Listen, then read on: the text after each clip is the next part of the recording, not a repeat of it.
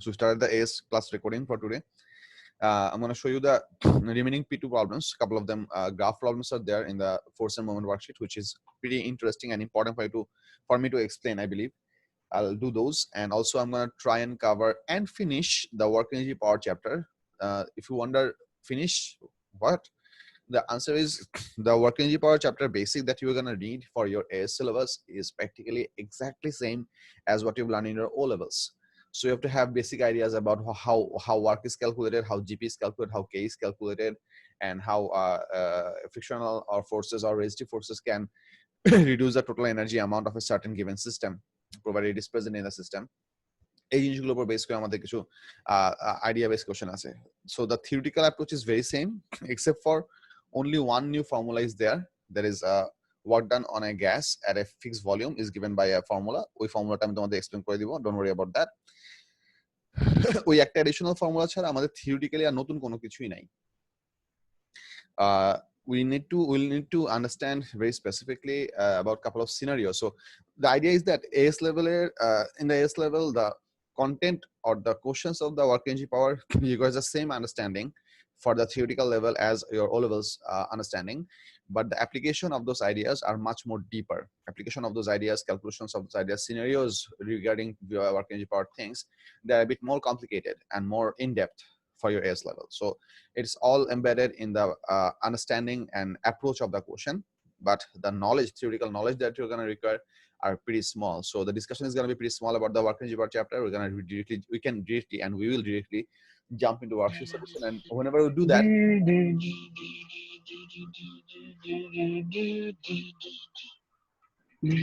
hi Ayman, hear you going for 007 music.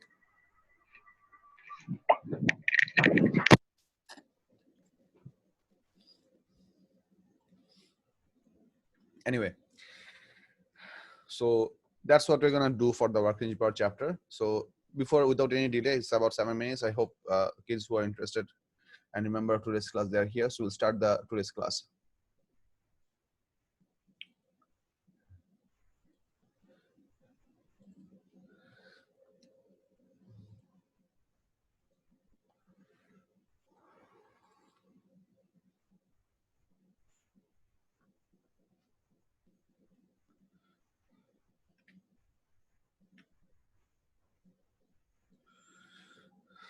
আচ্ছা, এখানে আমরা কতটুকু আলাপ করছিলাম আমাকে একটু হেডস আপ দাও তো, or I could actually go for it. We didn't discuss this question, I believe. I so far I remember this was the last question that we discussed. Am I correct? G sir Yes. Sir আপনি হচ্ছে কয়েকটা specific বলে দিয়েছিলেন আমাদেরকে try করতে, Yes. আর ওইখান থেকে কয়েকটা আপনি লাগে একটু ব্রাশ আপ করে দিয়েছেন। ঠিক আছে, fine, beautiful. I'm not asking you exactly which problems did you come across to problem, because that is kind of actually practically fill up our chat window with all the problems that you have tried, which I really appreciate that you have tried. If you have tried already, I'm going to go through every question, and if you have any query about that question that I'm trying to discuss, you respond accordingly, and I'll also respond accordingly. So question number 9 এ আমাদের কিছু simple question আছে. State the two conditions that must be satisfied for a body to be equilibrium. So the first one is that the body should be in equilibrium of force, or you can write resultant of all the forces working on the object should be 0. You can also write in that word. Arta hocche the resultant moment on the object, or you can write the resultant torque on the object should also be 0.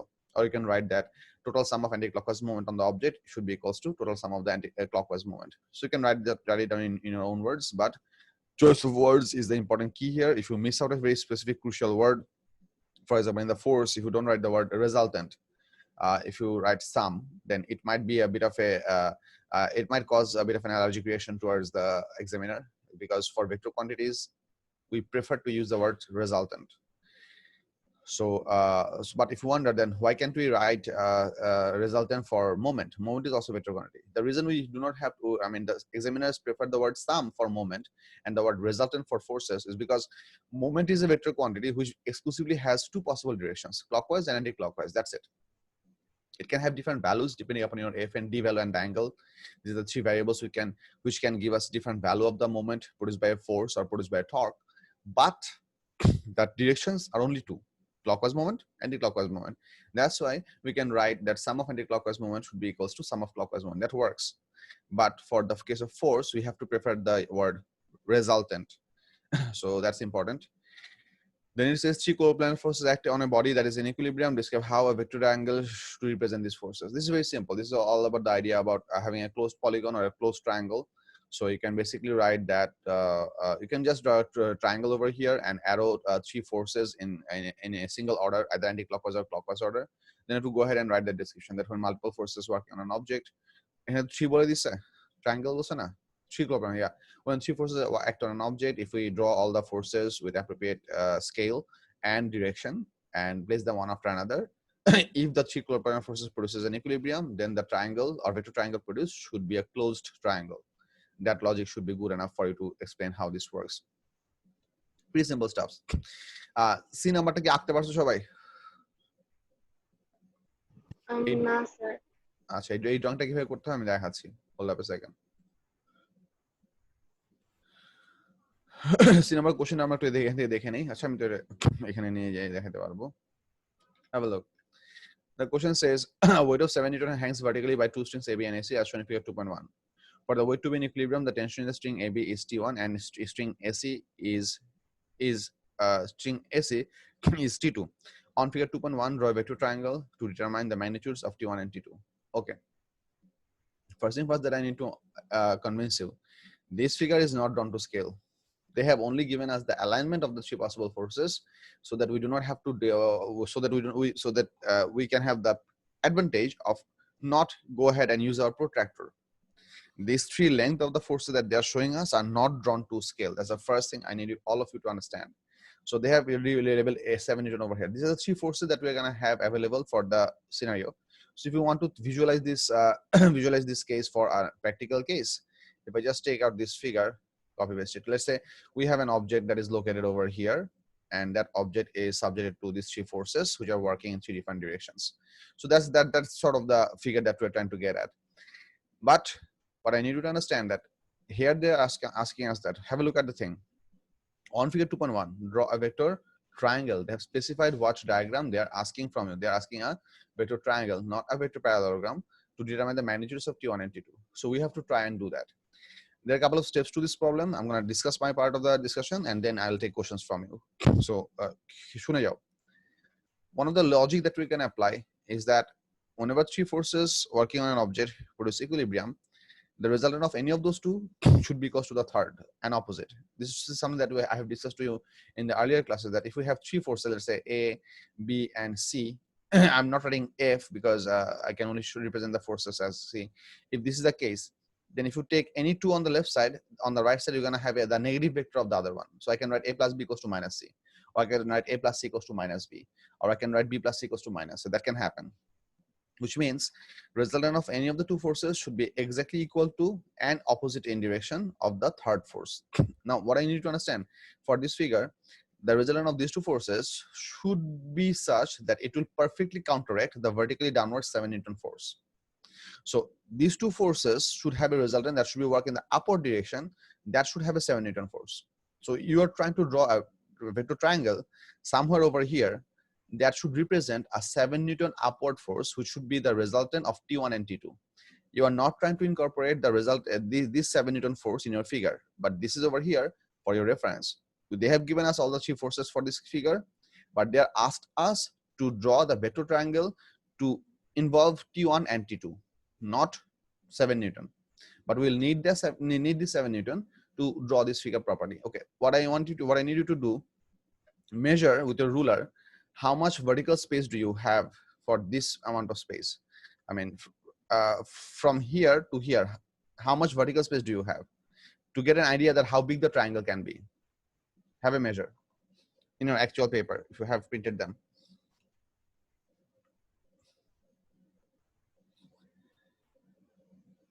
Anyone? Sir, what did you ask? I want you to find out what is the exact distance for this much space from this A point all the way to the very top point of this. How long is that? How much blank space do you have over here vertically?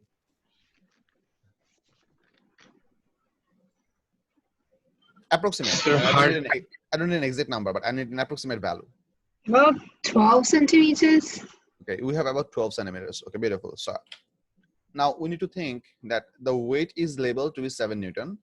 So the resultant force that we're resultant triangle that we're gonna draw for T1 and T2, if we show the resultant of T1 and T2 as a 7 Newton force, the resultant of T1 and T2 should be a vertical arrow which should represent 7 Newton. This should be the resultant of T1 and T2 only. Now, how can you conveniently represent a 7 Newton force within a space of 12 centimeter? What is the logic that we have to fulfill? We have to fulfill the logic that our drawing should cover more than half of the available space.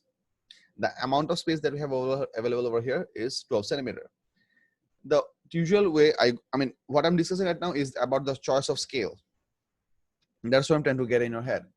The usual choice that I always ask the students to go for is go for a direct integer multiplier. So you can take 1:1 scale, you can take 1:2. If 1:1 and 1:2 does not fit your requirement, then you can go for a fraction 1:1.5, 1.4, 1.2. You can go for any other fraction, which I really don't prefer to do because they can give some problem in the calculation. So try to stick to full integer value of this thing. Now let me explain what do I mean by full integer value. I can try and represent this, the resultant of these two forces of 7 Newton as a 7 centimeter vertical line over here. Now try to understand the amount of length that we have available over here is 12 centimeter. If I draw a vertical line that should be 7 Newton over here, I'm definitely covering more than half, because half of 12 centimeter is about 6 centimeter. You are covering more than 7. So you are drawing the vertical triangle side. Do you guys understand why this should be a vertical side? I mean, why am I talking about a vertically upward arrow? এই লজিকটা clear হয়েছে সবার? জি sir. বলবান এই জিনিসটা clear না হলে question করো. This is the first thing that you need to get in your head. Otherwise, the entire discussion is gonna be futile. Why am I talking about a vertically upward 7 Newton force?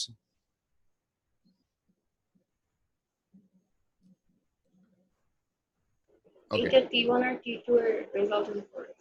Exactly. It's a T1 and T2 resultant force, which should be exactly equal and opposite to the other third force that we have available. Beautiful. So I can essentially go in this case for a 1:1 case, which means I can draw a perfectly 7 centimeter long arrow to represent my 7 Newton force. In that case, my scale would be 1 Newton is to 1 centimeter. This is a very simple scale to work with because you don't have any conversion ratio over here. So every single force, I mean, the number of centimeters that we're going to have, exactly equal number of, exactly equal magnitude of newtons of force that should be. So this gives us a bit of an advantage. That's one thing that we can do. That's what I recommend you to do.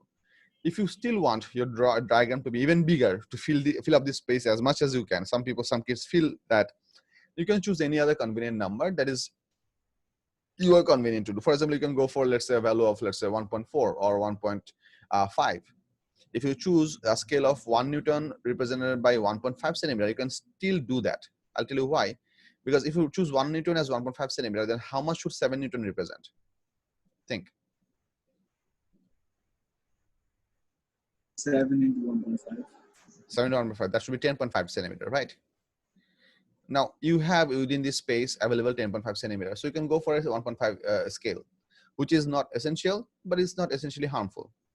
If you can handle this ratio, you can go for this. But is that essential? My answer, no. As long as you're covering more than half of your available space, your drawing is perfectly acceptable. So unless you really want to do this for reasons unknown, don't bother to choose difficult numbers. I mean, the reason I'm asking you to not to choose difficult numbers is only one thing. When you have a very integer number over here, the entire calculation becomes readily available in your head. But whenever you have 1.5, whenever you will be configuring Newton into length or reconverting length into Newton, you would have to think about that. Should I multiply it by 1.5 or should I divide it by 1.5? If you're in a hurry, or if you are somewhat a bit distracted for whatever reasons in the exam hall, you might mess up that mathematical operation, because kids feel like that they feel overconfident. This is a very simple ratio of unitary method. I'm not going to do mistake in that. And that overconfidence brings up the trouble. So I personally recommend going for absolutely full integer values, not to choose fractions. But if you really feel compelled, you can, which I don't condemn, but I don't encourage either. So what we're going to do, we're going to take our ruler and hold our ruler along this line and draw a vertically upwards exactly 7 centimeter line. This drawing I'm doing using green. Let's say that 7 Newton force is going to be this much long. I'm not sure exactly how long this is going to be, so I'm choosing a convenient line alignment for my choice.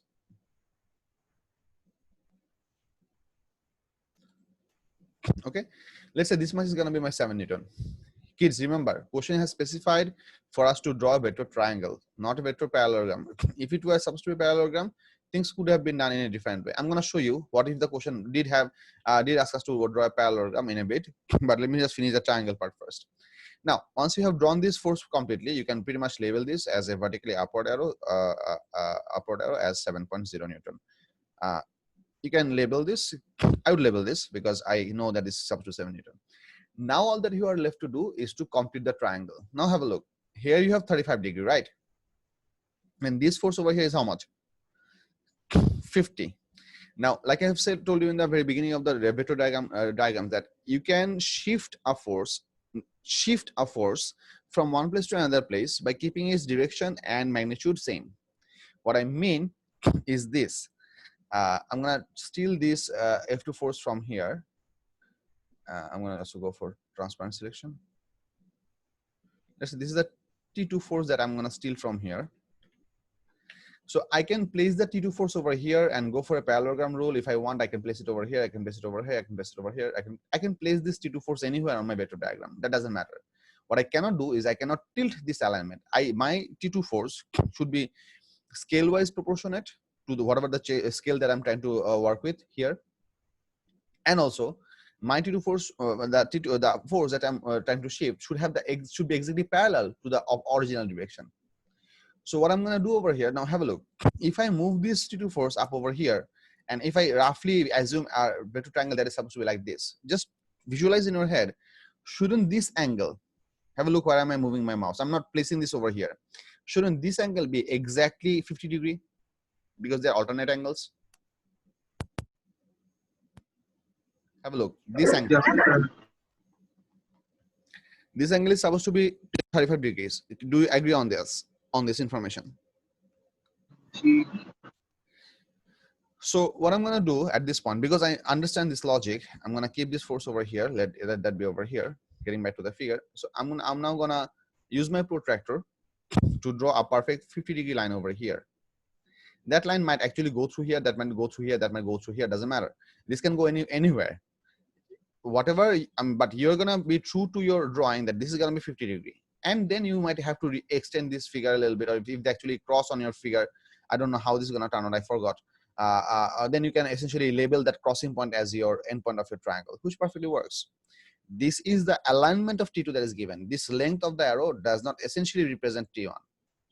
Important bit. All of these three lines that you have given over here are the alignments of that force. So just to make this figure conveniently correct, which I can actually achieve in this case, I'm going to take my line that is nearly parallel to this T2 force, and I'm going to start drawing this from here. Let's say this is a random force that I'm drawing.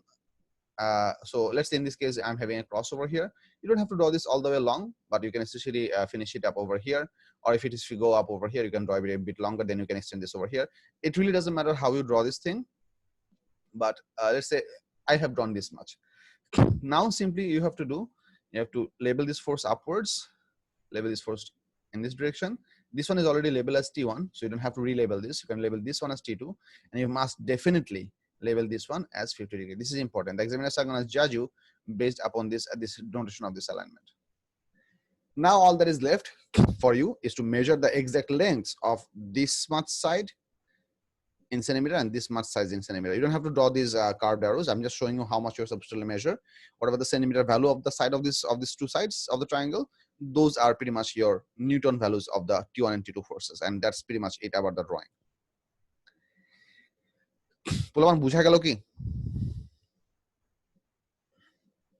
My discussion part for the triangle part is over. But if you have any question about the triangle part, you can ask me. I'm going to show you, after I take questions from you, the parallelogram part as well. But if any of you have questions regarding the triangle rule, ask me about it. Sir আমরা তো same জিনিসটা T1 with 35 degree এই পাশে replace করতে পারতাম না? Partam, perfectly partam. Yes, Jessica. Yeah, sorry, Jessica, you are absolutely correct. But Jessica is proposing that what if we wanted to draw this T1 from here as 35 degree? Could that be okay? Perfectly good. I do it. I decided to move T2. You can decide to move T1. No problem. But keep your angles proper. That's good. Yes. Anything else? Apparently no. Okay, so how could we possibly go for this diagram if we have to work with a vector parallelogram? Well, that's actually pretty simple. Much simpler than you think. I'm gonna try to paste the original figure over here, and I'm gonna try to achieve it by parallelogram rule. No big deal. Once again, you have to understand that the resultant should be exactly 7 Newton. So first thing first, I'm gonna draw this with dark blue, for example, let's say.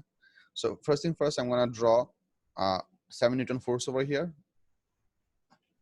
exactly opposite vertically over here. I know this much is perfectly 7 centimeter, so I'm going to label this as 7.0 Newton. And now if we are trying to draw this for a parallelogram rule, if whether the question specifies, or maybe the question didn't specify any triangular parallelogram rule, it's just popped in your head that I want to, and I'm comfortable with parallelogram rule, you can go do that. All that you have to do, draw a parallel line from here in this side, that should be parallel to T2, draw another parallel line over here for this side, this should be parallel to T1. So basic stuff, you have to draw a 35-degree angle, you have to draw a 50-degree angle over here, you have to draw a 35-degree angle over here. So use your protractor and use those angles. How to draw proper angles with your protractor is something that I should not preferably teach you, but one thing I would like to beg you to understand, that is, have a look, everyone. I'm gonna mess up this figure over here to explain something that I want to explain. So I keep your eyes peeled, because I'm gonna undo my drawing at a certain point. If you're trying to draw a 35-degree angle over here, you're supposed to put your protractor in this fashion. But this should be aligned with the 0, 0 line, and you should label the 35-degree dot over here. And then you can draw the 35-degree angle. Sorry, if 35, I can't do 50 agbo. This is how you should preferably put your triangle, protractor. Then on the other side, if you're trying to draw a 35-degree angle over here, you should preferably you place your protractor in this fashion. Do you understand why am I keeping this space? Can anybody tell me what this space is about? Because sir 0-degree line to ekdom base er theke ekটু উপরে exactly. Protector 0 degree 0 0 যে লাইনটা বা 0 180 degree যে লাইনটা horizontal যে লাইনটা বা diameter of that half circle ওটা তো একদম বর্ডারে থাকে না, সো এটা হচ্ছে ওই ডেড স্পেস টুকু। That's why this is supposed to B the centre point of 90 degree angle, this is the whole calibrated arc. So এখানে এখন তুমি 35 ডিগ্রিতে ডট দিবা and then you have to go for the 30 degree line drawing. পোলাপানরা যেটা অনেক সময় ভুল করে, because they don't do graph problems pretty often, so that they sometimes place their protector like this. I don't know why they do that. Then they mark 35 degree over here, they mark 50 degree over here, they mark 50 degree over here. From here, when they just see the word 50 over here, give a dot, and they'll just read the word 35 over here, give a dot, and the whole thing becomes a quadrilateral that is neither a trapezium, neither a parallelogram, and they feel confused. I have to figure out, but they just don't figure out where they did do the mistake. এই ভুলটা যাতে না হয়, বললাম বুঝা যাচ্ছে কি বলতেছি? This sound dumb, I know, but mistakes are mistakes. They can be dumb, but you have to be careful if there's a possibility for you to make that mistake. That's all I'm asking.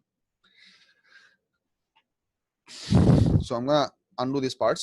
So you draw these preferable angles. So I'm gonna just complete this figure using dark blue, and I'm just gonna draw these two parallel lines. Let's say one I'm gonna place over here, and the other one, let's say I'm gonna draw in this alignment. I'm drawing these lines for in this case, and this one should be parallel to this one. So for my drawing over here, I'm a bit shy over here for the length over here. Bit part is missing, so you can just simply extend these two parts with a ruler.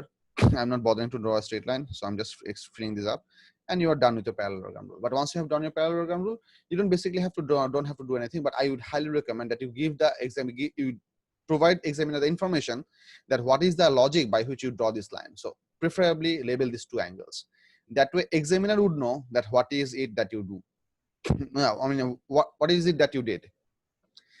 That's why I recommend that you draw these two lines, and then you can write the scale somewhere on the right of the figure. For example, let's say if you have drawn this figure, you can just write that. You can just write, just to be safe, the scale 1 Newton is to 1 centimeter. That way examiner know perfectly that you know your shit. Do I make sense so far, kids? sir Yes. যে বাকি দুটো যে parallel line আঁকলেন ওগুলোতে arrow label করতে হবে না? এগুলোতে arrow label করতে হবে না, কারণ হচ্ছে প্যারালেলোগ্রাম রুলের বেসিক আইডিয়া হচ্ছে that two component forces, which in this case are T1 and T2, and the resultant, they all start from the same point. These two forces are already labeled as my baselines. So I don't essentially have to label over here because I'm not trying to find out the resultant of 4 forces. I'm trying to find out the resultant of 2 forces. So these are the 2 forces which are already printed in as my labeling in my figure. This is my resultant. So I need to only show that as a resultant. I should not draw arrows over here. That would be wrong. Because if I show arrows over here, this would mean what? I'm trying to deal with a scenario of 4 forces, but that's not the case, is it? No, sir. বুঝতে পারছি? Ji, sir. Good. Kids, any questions so far? I tried to be as detailed as possible for my understanding for this question, but if you have any queries, please feel free to ask. Anyone?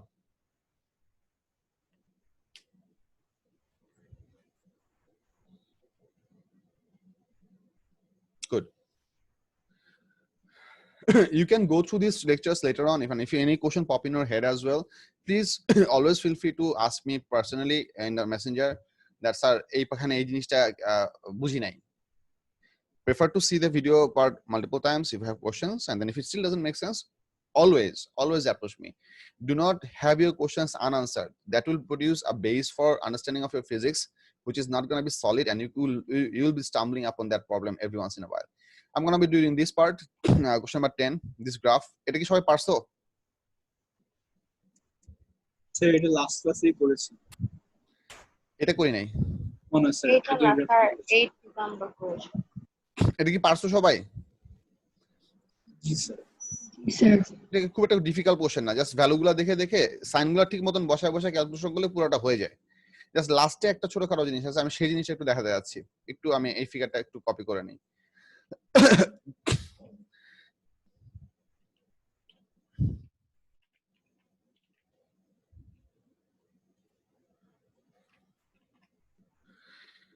আমরা এই ফিগারটা একটু বোঝার চেষ্টা করি যেখানে কি হচ্ছে আসলে। We have a situation, I mean C is not essentially the pivot point. This is just a single bar where C is which is an uniform bar, a rigid bar of mass 450 gram, ityadi. This is a uniform bar. Apparently I shouldn't say this is a uniform bar or not. I mean, this looks like an uniform bar, but they haven't said it over here that this is a uniform bar. Other than saying it to be an uniform bar, they have already given you the information exclusively what you could possibly use from the word uniform bar. They have pinpointed from the question the position of the center of gravity of this bar, which means if I just take out this figure out from here, or I might actually copy paste this. Let's say I'm copy pasting over here because I want to actually scribble onto this. The idea is that forget about the ball for the time being. Forget about the ball for the time being. If this bar is supported in this manner, then how should the forces work on this bar? Essentially, there would be a pretty strong force working from the C to the downward direction, which we call the weight. This force will, and these two support positions, which are our pivot points or which is our support system, they will all together keep this horizontal bar in position. Together, these things will keep the horizontal bar in position. So essentially, what is going to happen? Enough, I can, but you can place this request in public window, no big deal. Don't write me personally because I appreciate it to be public. So weight is going to work in this direction, and this weight, because this support point is over here, so we will definitely have an RB in this direction. So this will be our RB, reaction force from B support. That's why I'm labeling it as RB, reaction from B, and R is going to work in this direction. So this is the 3 forces which are going to have by default when the object is in equilibrium. So essentially, we can go for the calculation for our forces and moment over here, which is not going to be a very big deal, which is pretty much achievable and stuff. But what we need to be careful is that when the ball is going to hit over here, this ball is going to exert some additional force over here for the duration of its collision, which is going to be this part. This is the velocity change part. So this is the part where the collision is happening. So the ball is going to exert a significant force onto the ruler downwards. The ruler is going to exert an upward force onto the ball. That, I mean, the reaction force from the ruler will be working on the ball upwards, but the ball is exerting a force on the ruler downwards. So the force that will be experienced by the ruler from the collision, that force is going to be happening downwards. So when the collision will happen, there will be an additional force from the ball. Let's say that force I'm labeling as FB. This force should be how much? This force should not be exactly equal to the weight of the ball. It should be somewhat bigger than the weight of the ball, because the ball has to hit this ruler and the ruler will essentially, to make the ball bounce upwards, the ruler have to be strong enough to support the weight of the ball, and it also has to support the acceleration and downward velocity the ball is bringing about. So it has to be pretty large. So the ball is giving a hit over here. In that scenario, we're gonna have 4 forces working over here. And because the graph over here is a pretty straight line, acceleration is shown to be uniform. That's why I can give a single arrow. So this force is not varying over the duration. The force starts to exist from here with a constant value, continues to exist up to here with a constant value, and then vanishes from here. This is the point where the ball touches the ruler. The ball undergoes compressions and decompression. Compression are for this much duration. This is the part where the ball gets compressed. This is the part where the ball becomes expanded, elasticity. And this is the point where the ball leaves from the surface of the ruler and eventually it starts to jump upwards. So that's the whole point of this whole question. So এটার উপর base করে আমাদের বাকি mathematics গুলো করা লাগবে. The math part is not difficult. I just wanted to show you that how the forces are going to work for this scenario. This is a part that I want you to appreciate. বুঝা গেছে কিনা?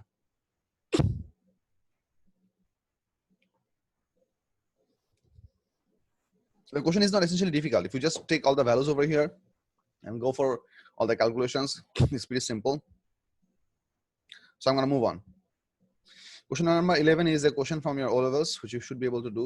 12. Ahnaf, you asked me to attempt number 5B. You got stuck in 5B. So I'm going a bit backwards. One of our students asked to do 5B. 5B is a nice problem. We did discuss 5B at length in one of our earlier classes. Ahnaf, did you see our YouTube video for this solution? Sir, no. If you say no, just say it's no. I'll give you time to see it and we can talk about it later. You don't have to feel I'm embarrassed for this. No problem. No, sir. Good. So সমস্যা নাই আমি আপাতত এটা ক্লাসে সবার time নিয়ে discuss করতে যাচ্ছি না because we actually did that. So you see the YouTube video for this part. Look up for that discussion, and then if it just still doesn't make sense, we'll talk about it in private. Yes, sir. All right, sir. Beautiful. Kids, you have any problem, you can always ask me. I mean, as long as you're not sitting for your board exam, I'm here to help you. But make sure that you have the help before you sit for your CIA exam. That's important.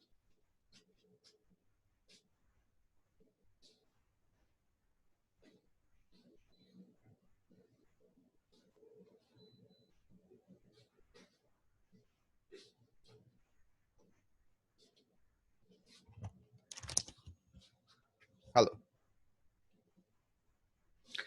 So I'm going to go down in the channel. PDF. Look for more problematic questions. 12 ka kono problem hoyse 12 parso keo but 12 paro nai keo 12 calculation is super simple. This is the question that some people might have some questions about. Anyone?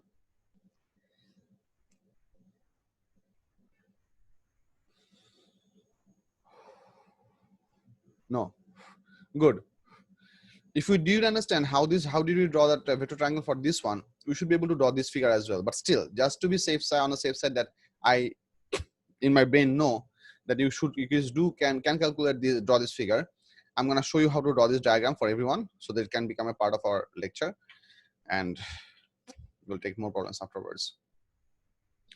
I actually have a lot more than I assumed to have left. Okay, never mind. We'll go through it. A climber is supported by a rope on a vertical wall as shown in figure 2.1. The weight W of the climber is 520 Newton, which is working vertically downwards, parallel to the wall. The rope of negligible weight is attached to the climber to a fixed point P, where it makes an angle of 18 degrees to the vertical. The reaction force R acts at right angles to the wall. The climber is in equilibrium. Beautiful. So we have 3 forces working on the person. All these 3 forces are producing equilibrium. State the conditions necessary for the climber to be in equilibrium. 2 conditions, 2 marks. Careful for your wording. Complete the figure 2.2 by drawing a label vector triangle. Once again, they have specified triangle to represent the forces acting on the climber. This is pretty simple. The weight is already given to us, and we have to go to measure this thing. For those of you who have printed this worksheet, 1:1 ratio, measure how much length do we have for this W using a ruler. Measure this up.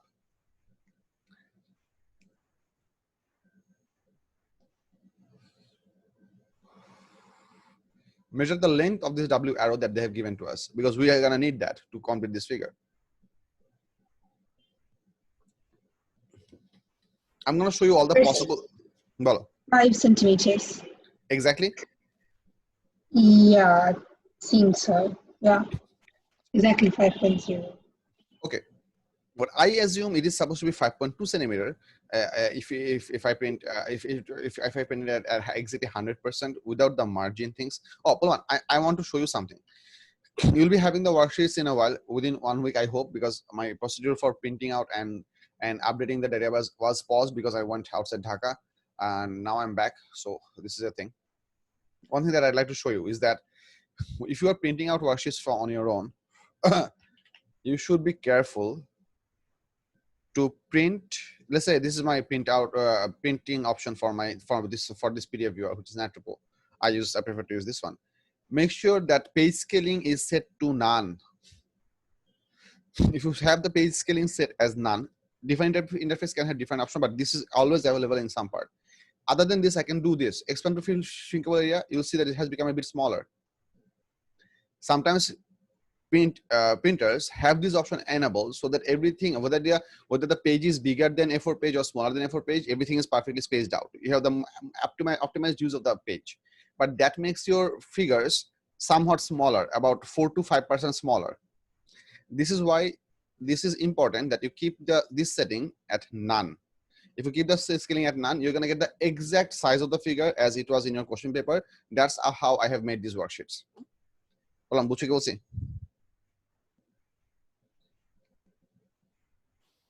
Yes, sir. ঠিক আছে? So this might be helpful for you in the later time, but anyway, সমস্যা নাই. What I believe, ideally, this length is supposed to be 5.2 centimeter. If it is 5.2 centimeter, then it's obvious what they're asking of us. If it is not 5.2 centimeter, let's say now you are measuring it to be 5 centimeter. But to represent a 520 Newton force, what centimeter number is easier for you to work with? 5.2 centimeter.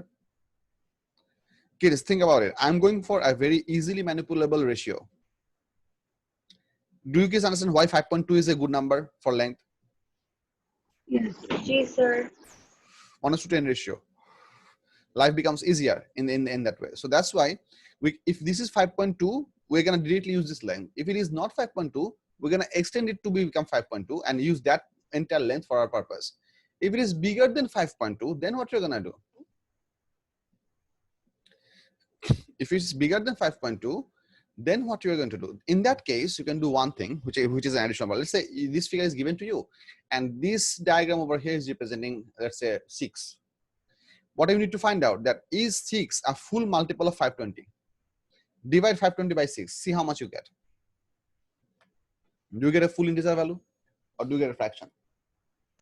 Sure, fraction. You get a fraction, and if it is a random length, it is likely to be fraction. In those scenarios, we are not going to work with those fraction numbers, because in the process of scale figure, using long fractions for drawing is highly condemned, because that makes your proportional calculation messed up. So if this figure is, let's say, bigger than what we want this length to be, then what we're going to do, we're going to take one part of this figure and label how much we're going to use for a figure. For example, let's say you're going to place your ruler with the 0 mark over here, and you're going to mark up exactly where 5.2 finishes. And you're going to give a horizontal line over here to represent the endpoint of your W force.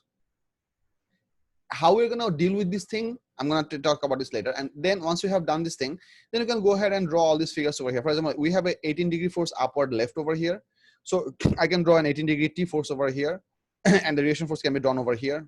Or you can draw the reaction force over here and draw the T over here, so that here would be an 18-degree. That also works. I really don't mind. So let's say I'm trying to show you one specific scenario for this figure. I'm going to complete this figure roughly. So let's say this is supposed to be a horizontal force, which is the reaction force. So it could be in any horizontal length. I'm drawing a reference line over here, but the actual length would be automatically obtained after we draw the triangle. Okay. So let's say this is going to be our element for the reaction force, and then you're going to use your protractor, and please do place your protractor in this fashion and mark up the 18-degree over here, and then you draw the 18-degree line to represent the tension force from this tip all the way onto this line. This could be anywhere on this line depending upon how much is that 18-degree. So you draw up this much. Okay. Once you have drawn up this much, you can erase off this extra part from your figure, because you don't want to confuse the examiner, which is very good. and what you can do now have a look এই ফিগারের মধ্যে এখানে একটা ভেজাল হয়ে গেল না I mean they showed us the W to be this much but you use a smaller part so what you can do this label this one as a triangle A B C and you can write over here AB in that direction equals to W. Just write this much over here. Examiner will know precisely what you are trying to tell them. That you have used a small section of the available W line for your diagram so that you could maintain your scale properly. And obviously, you have to do the other labeling as well. So you have to show the rightward force over here. You have to show the tension over here. Label this tension as T and the reaction force as R. You have to do the labeling. And essentially, you have to draw the angle over here. So label this as 18 degree. And write this much to tell you the examiner that I did not use the entire length because I didn't want to. I used a small portion which I have labeled with a horizontal line over here. Do I make sense? Yes, sir. Yes, sir. So if you have inconvenient line lengths, convert them into your convenient line lengths. You're allowed to do that. But you have to be smart enough to convey that information to the examiner. That's important. Make sense? Any question about this thing? That's pretty much it for this discussion.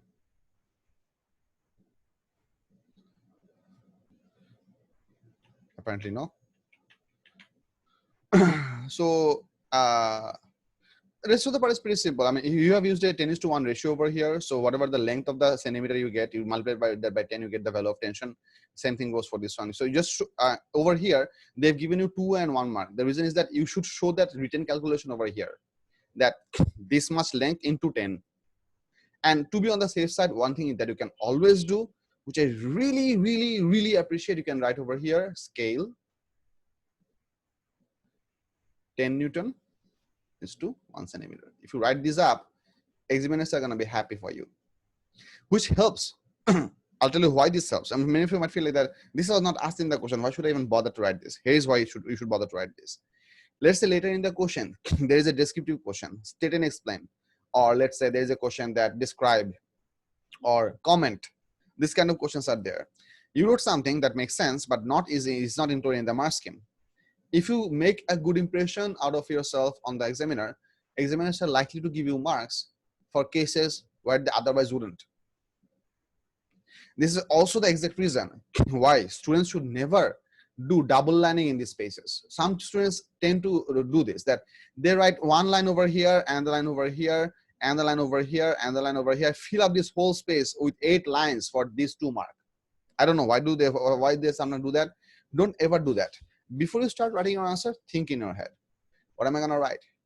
What is going to be the precise wording that I can afford to write over here? And if you do that, logically speaking, the way the CIE provides you these spaces is that you should be filling up your question answer within half of the available space. So that even if you're mistaken over, you can cross it out and you can write your answer once again. But you need to think what you're going to write first. Read the question and start writing immediately. No, don't do that. Read the question. Keep reading the question.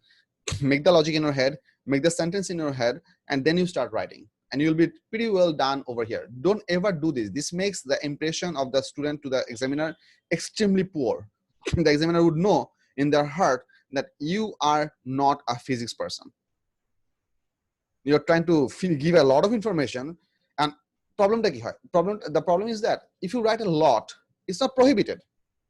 First of all, it's difficult to read, and all the CA people don't have very good eyesight. You have to understand, and they are checking like hundreds of copies over a stipulated amount of time. That's problematic for an examiner. They get bothered by it. Number one. Number two, the way marking a paper works is that if in all of these things you write stuff for which you should get mark, the examiner have to find out that phrase and give you mark for that. Now, if you have 8 lines of writing over here, finding out that exact phrase for which the examiner should give you mark for is not an easy task. And also, if your logic anywhere is internally contradicting, do you guys understand what this means? Internally contradicting. Let me give you an example. Let's say at one part of a certain description of a certain thing, you wrote that let's say Faisal sir likes Kachi more than Mr. X. Then in another part you write that Mr. X likes Kachi more than Faisal sir. So let's say if you have these two type of information in any type of wording, if information that you provide in your answer are internally conflicting, you're not going to score mark for any of this information, because this means you don't know what you're dealing with. You're trying to shoot in every direction, trying to hit a bullseye. You're not going to be awarded mark for that. Do you guys understand? Yes, sir. Your Yes, answer sir. has to be logically consistent and precise, preferably. You guys have seen the mark scheme. Every one of you have seen the mark scheme, that how the mark scheme works. They only gives you the small phrases to score marks, and basically, if those phrases are present in your answer, you get marks. You don't even have to write full sentences, grammatically correct sentences. You can write those phrases in commas as cause and action, and you're still eligible to score those marks. So remember this information and make a good habit out of it. Sir, can I ask a question? Yeah, sure. Sir, then are you trying to say that the examiners will try to check if we are trying to hit the bullseye? That's part of the job description. I mean, no matter how much you write over here, I mean, within this given space, not outside this space, they are Yes. designated to check everything that you write over here and judge you upon that. Okay, sir. Understood. So let's say you write the correct answer over here. I mean, just for weirdness' sake, let's say you write the correct answer over here in 2 lines, and then within the rest of the 3 lines, you write some Kahuna Pyar Hai song. Should you do that? Answer is no. Would the examiners deduct marks for that? They might, under the grounds of indecent behavior. Okay, Do you sir. get a good impression out of that from your examiners? Absolutely No. not. Yes. Okay. Okay, sir. Beautiful. I'm going to discuss the number D option over here, which is a small question, but it's a pretty important one. The climber moves up the wall and the angle the rope makes with the vertical increases. Explain why the magnitude of the tension in the rope increases. A question just English translation. The climber moves up the wall and the angle the rope makes with the vertical increases. Explain why the magnitude of the tension in the rope increases. So they have already told you the statement. They could have asked you, state and explain what happens to the magnitude of the tension in the rope. So that way you'd have to say increases, and then you have to go for the correct explanation. They have already told you why it increases. They're asking for the reason. The reason they usually come up with this kind of question is because maybe they made the entire paper and they only had 1 mark left. That's why they could not give it a state and explain. They gave you the state part and asked you only for the reason. বুঝাচ্ছি কি বলছি? Yes, sir. But this kind of a question are supposed to be, in most cases, they are supposed to be in the format of state and explain, and they should have 2 marks. Maybe this question paper for that year did not have 2 marks to accommodate, so they gave you the statement part, increases part to already bole dise, and they are only asking for the explanation. So let me try to show you what is actually happening here. I'm going to keep this figure over here, and I'm going to try to manipulate this figure over here by on the side. Let's say whenever the climber is going to go up, this thing is going to slowly move upwards, right? One thing you really need to understand, this W is a constant force. Do you agree? Yes. W will not change. So whenever, let me manipulate this figure. This would be easier for me to work, I believe, or it might not be. Whenever the climber actually goes a little bit up, let's say now the climber is over here, then the tension should work along this line. Let me draw this with red. So this is the pivot point where the rope is attached. So this is easily same. So now the tension should work with the shorter string, and the weight should work vertically downwards with the exact same value. Now, what you need to understand that how would this figure for these red alignments, I'm not giving arrows, but you do understand this should be upward left, this should be downwards. How would this figure work out? If I compare this figure should have the same vertical weight working downwards, and this should have a bigger angle over here, should be represented by T, so W and T. And this should be your horizontal reaction force. Let's say this should be your R. So because this angle should be bigger than 18 degrees. If I place these two triangles side by side, what can you see? W should have the same exact length, because that's not going to change. Because the angle has to increase, then this force has to increase as well. Have a look. These two figures are drawn proportionately, right? Because the length of the triangle, length of the arm size represent the proportional value of these forces. So W should be same for the same scale figure. T has become bigger, right? That's the drawing wise explanation. There is another way to mathematically show this. The mathematical explanation, I'm gonna do this over here. But did you understand the explanation for the drawing part? এই পার্টটা কি বুঝা গেছে যে কেন এটা হচ্ছে? Yes, sir. The further the further the climber goes up, bigger this angle becomes. But his weight remains unchanged, which means if I draw even multiple triangles, I'm going to draw multiple triangles over here in a bit. The weight, the length of this side should be unchanged. So the further he goes up, the bigger this angle is going to become, which means what? That after a while, if the climber goes even further up, this T is going to be even with a bigger angle. If he goes even further up, this T is going to be even with a bigger angle. So I'm slowly drawing bigger and bigger angle with the vertical. So what is essentially happening? You have to have close triangles over here, right? So if this is your tension force for an even bigger angle, let's say this is bigger than 18, this is even bigger than 18, this is even bigger than 18. So he's slowly going upwards. Your weight, this length would always be the same. Simply your T is becoming more and more bigger, representing that the tension is going to become bigger.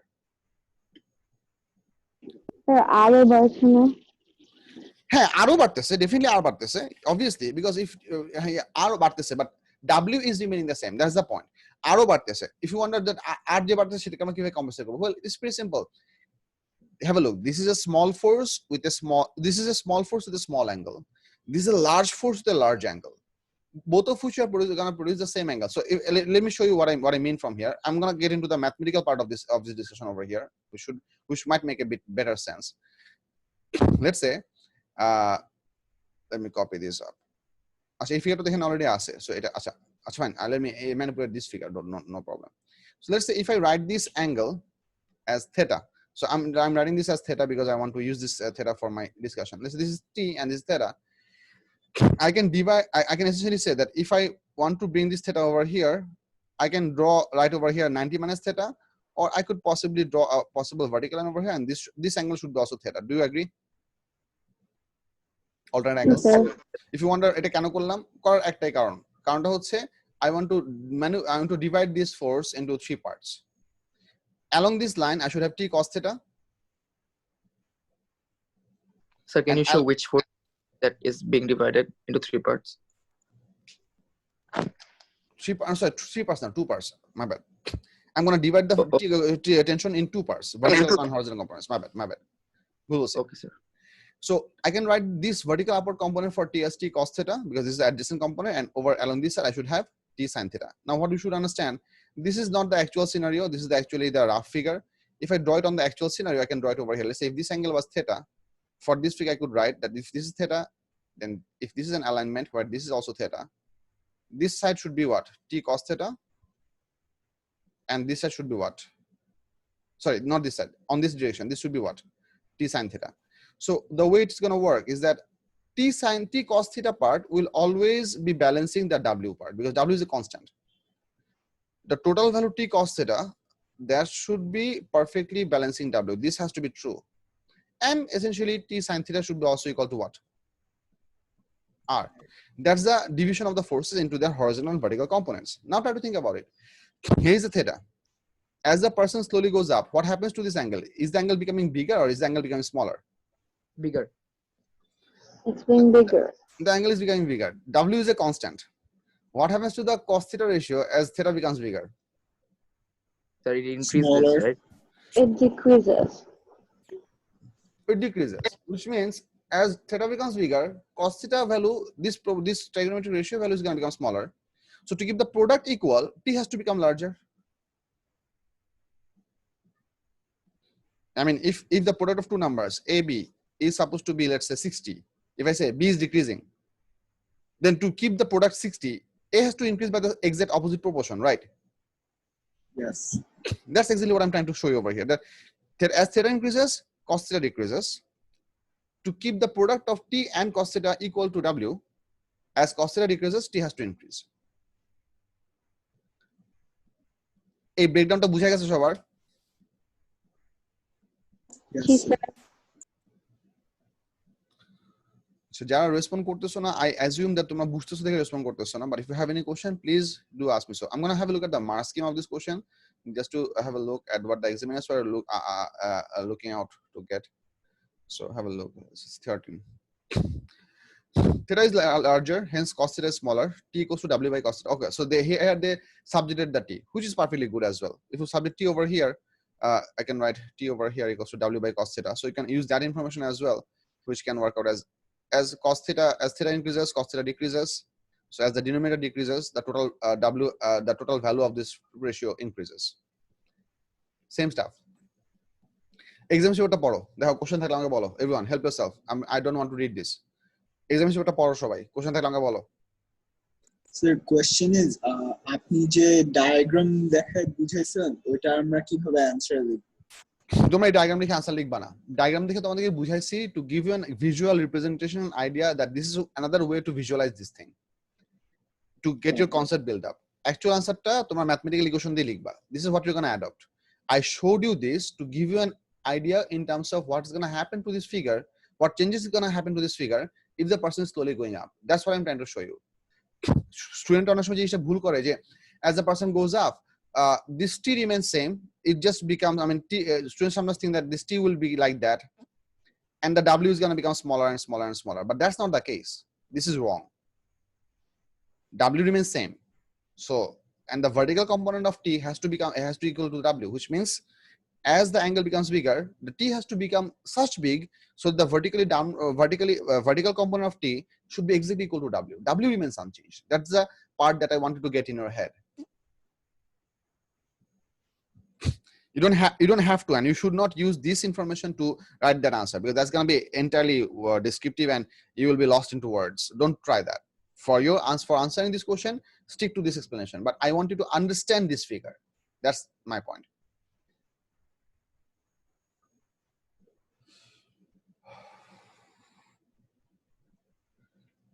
All right. 14 is simple. 15C is also quite simple. Should we do this? এটা হচ্ছে আরেকটা vector diagram, same staff. এদিকে তোমার একটা 25 centimetre equivalent একটা length থেকে তোমার এখানে ভেক্টর ডায়াগ্রাম আঁকতে হবে, ব্লা ব্লা ব্লা। 17 বলো, এই 17 পর্যন্ত কার কোনো কোশ্চেন থাকলে বলো, or I'm gonna go for 18. 18 no 18 এর পরে একটা এই সিমিলার ফিগারের আরেকটা কোশ্চেন আছে, আমি ওটা আলাপ করার জন্য খুব interested.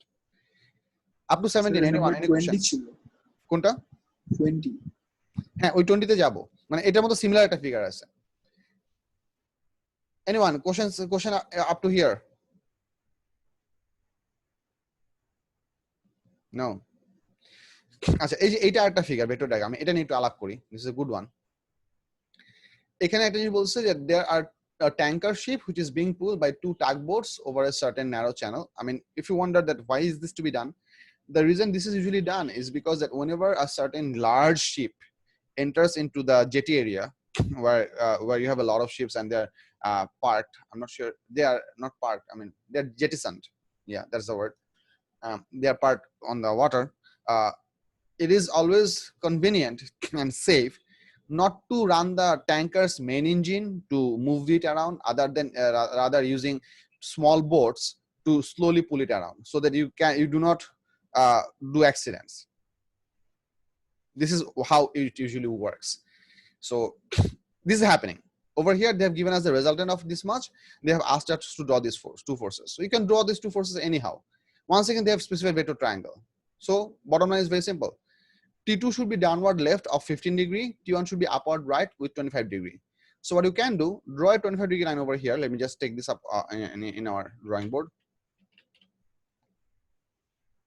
So you can draw a figure over here. So আচ্ছা, আমাদের এখানে উপরে হচ্ছে T1 হচ্ছে upward right with 25 degree. T2 is downward left with 15 degree. So what you can do, you can draw a 25 degree angle over here. Draw a straight line from here to any convenient amount of length, doesn't matter. আচ্ছা, এখানে আরো কথা আছে, সেটা হচ্ছে other than before we go for this, we need to choose how much length is this. If this is a full multiple of 25, we're cool. If it is not, we might have to trim this line or you might have to extend this line. Very much similar to what I have discussed in a bit earlier. বুঝছি কি বলতেছি? এটা তো কত? 25, ঠিক তাই না? Yes sir. So এটা convenient proportion গুলো হচ্ছে 25 itself. 25 centimeter তো হবে না, because A4 size paper horizontally an A4 size paper horizontally cannot accommodate 25 centimeter of horizontal line. That's not how big the paper is. So you can go for a 2.5 centimeter. That might be possible. That's not going to be happening as well. Or you can go for a 10 centimeter, or you can go for a 5 centimeter. So these are the possible values that you can have. And based upon that, we can have, so you can trim this line or extend this line to make your scale proper. Then you draw a 25-degree line along this line, and 180 minus 15-degree line over here.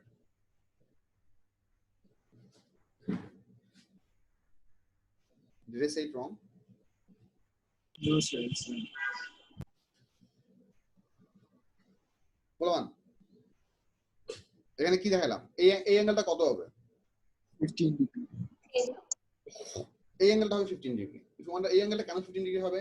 That is very simple. If you draw it over here, this is supposed to be 15 degree for a parallelogram rule, right?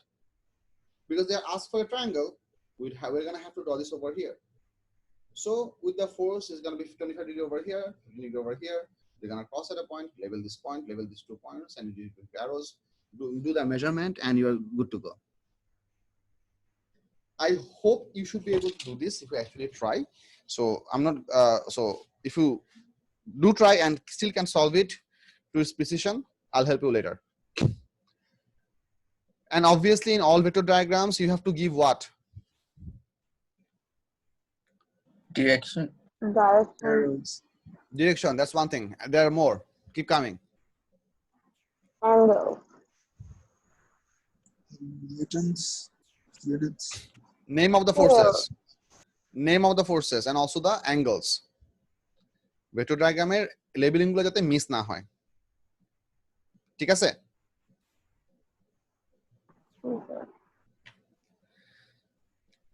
I am very much interested to talk about this question. This is a nice question because at the end of this question, we are asked to draw a graph. I'm going to go for this question piece by piece in detail. Have a look. Everyone, keep your eyes peeled and your ears open.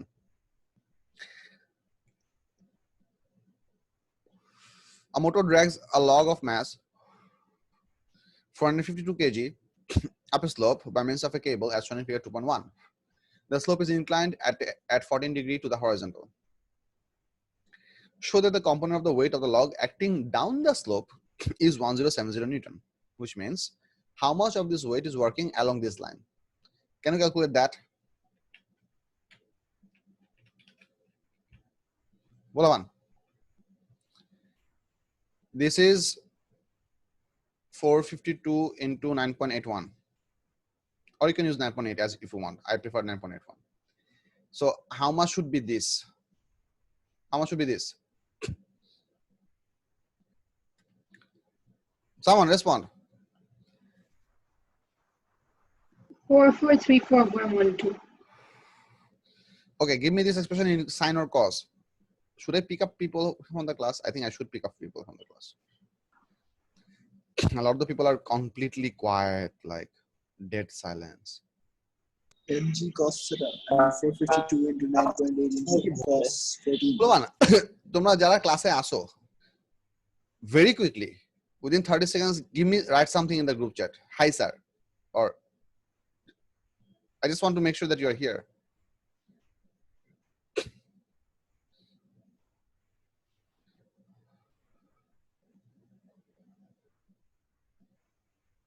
Okay, that works. So I appreciate that you're here because sometimes what happens that people write this be in the chat window because I don't prefer to have webcam on. Kids just existing over here virtually and physically elsewhere. Okay, so this force should be this much into this much cos component or this much into this much sine component. So you can go either way. So this is the weight that we have. So this angle should be 90 minus 14 degrees. So this should be this much into cos that one. So you can calculate this out. This should be very easy. Important part is that you're gonna get a round of force over here. What is the exact value of this force? Give me this number. Exact value of this force with up to let's say 3-4 decimal places. It is supposed to be shown to be approximately 1070, which you're gonna show. using an approximate sign. But before you should write that approximate sign, what is the non-rounded value?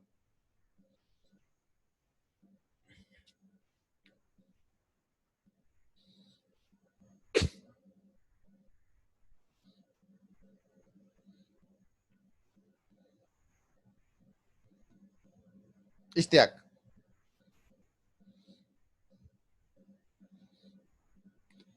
Tell me the non-rounded value of this one. No. Nazif, you are assuming the G to be 10. You cannot assume G to be 10. Oh, sorry, sir. Mechanics fever. Sorry. Yeah, I know. You don't have to be sorry. I know this problem. So, yeah, redo the calculation. Give me this number in, let's say, 3 or 4 decimal place. Right in the chat window. 1072.344398.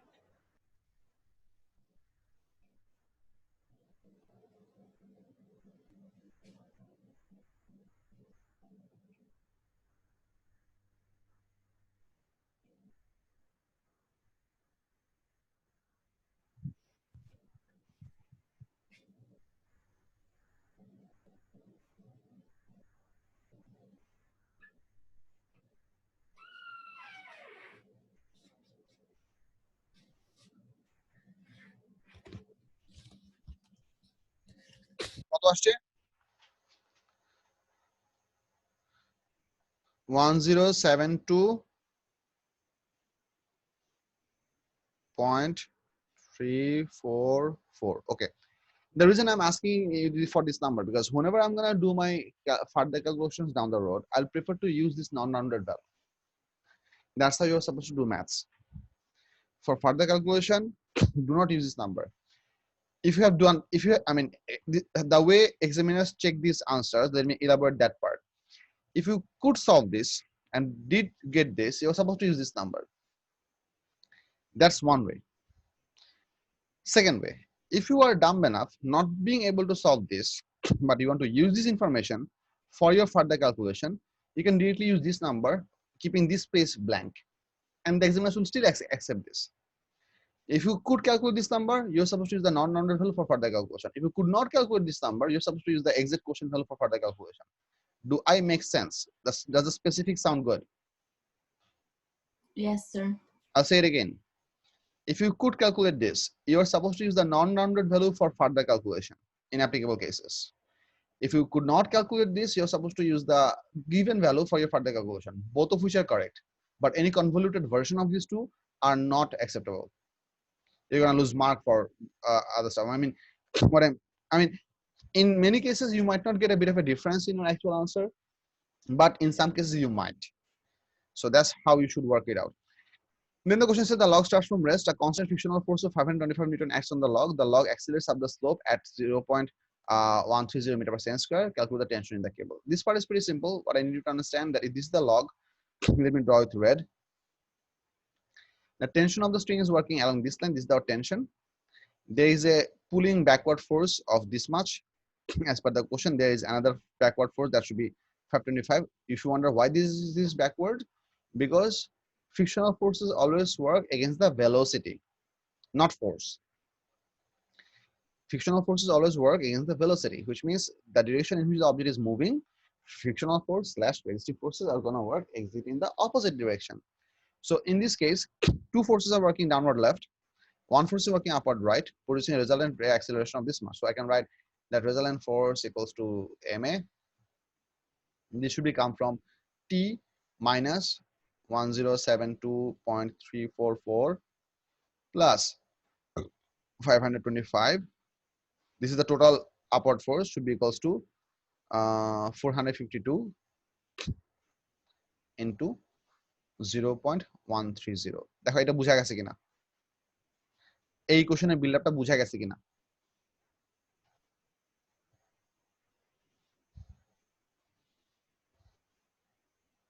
I hope so. এটা যদি বুঝা যায়, so এখান থেকে তুমি আস্তে করে টিটা ক্যালকুলেট করে এখানে তুমি একটা 3s ভ্যালু লিখে দিলা, এটা শেষ। এরপরে পার্টটা খেয়াল করি। Here the question becomes much too interesting. So I'm going to take this part, paste it up over here, should I paste it over here, should I paste it over here? Okay, let's paste it on the right side. So let's have a look. This part of the question is saying,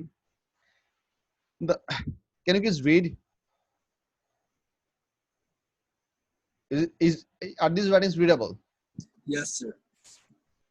Should be, because I'm streaming at HD, so I cannot have in between values of scan over here. I mean, if I do this, I'm gonna lose the figure. If I do this, this is gonna be too small. So yeah, have a look. The log is initially at rest at point S. Here it was at rest, touching the base level. It is pulled through a distance of 10 meters to point P for the log. So it was pulled along this direction while this was happening. So for this 10-meter distance along the slope, it was accelerating at 0.130 meter per second square. Calculate for the log the time taken to move from S to P. This is pretty simple. S equals to ut plus half it square. 10 meter acceleration is given. You're trying to calculate the time. You calculate the time from this equation. Initial velocity was 0. Second thing, magnitude of velocity at P. Magnitude of velocity of P, they have said magnitude because they are not asking you to calculate the angle, because the angle will be by default 14 degrees. So they are only asking you to do some calculation for the magnitude. V equals to U plus AT. You have got the time over here. You can go for V equals to U plus AT. If you don't want to use the time information over here because you are a bit less confident, you can also use V square equals to U square plus twice AS. That also works. But you can calculate this value and write these two values. This calculation is not very difficult. It's good. Here comes the C part. Okay, this part I have squeezed up for space. How can I take this as a whole? Oh, yeah, I can. Yay, technology.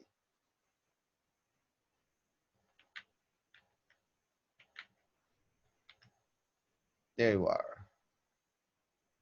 Should increase the superior size. Okay. Have a read for this part of the question. This is what I really want your attention. The cable breaks when the log reaches point P. On figure 2.2, sketch the variation with time t of the velocity v of the log.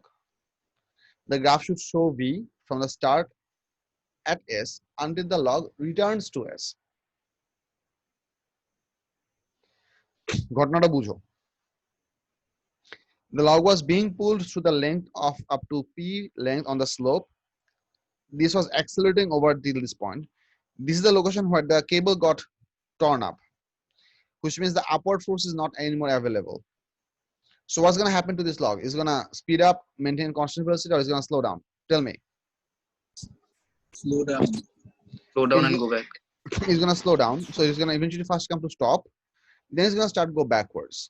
That's the basic idea. Now, and eventually as it slowly fall downwards, only weight and frictional forces are going to work on as it slides downwards. The tension is no longer available. So it's going to speed up, and eventually reach to the bottom.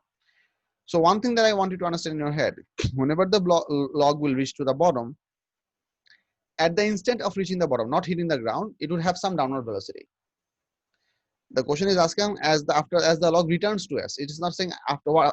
It's not asking you what happens as the log hits the ground once again.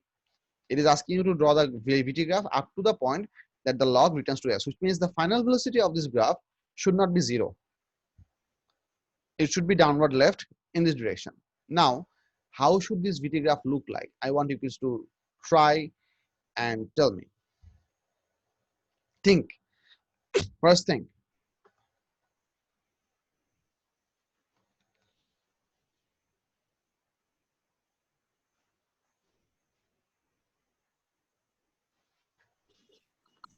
প্রথমে increasing velocity থাকবে Sir, initially steep. Okay, initially speed বাড়বে. I agree on this one, and everyone else should also agree. So let's say I'm gonna show a upward right arrow over here with constant acceleration. Let's say that acceleration is 0.130. So let's say this is the point where the cable got torn up. Okay, then what? I mean, if I'm trying to show this over here, you have to understand, showing this much as positive direction, because I have shown this velocity as a positive increase, so this should be negative direction. ঠিক আছে? This is important because this entire graph, we are trying to draw a velocity time graph. Velocity, this is not speed. So the graph should exist on both sides of the horizontal axis, because the block is moving right, and then it is for the later part of the motion is also moving to the left. So it should exist on both sides of the axis system. What happens from this point? Here the log breaks.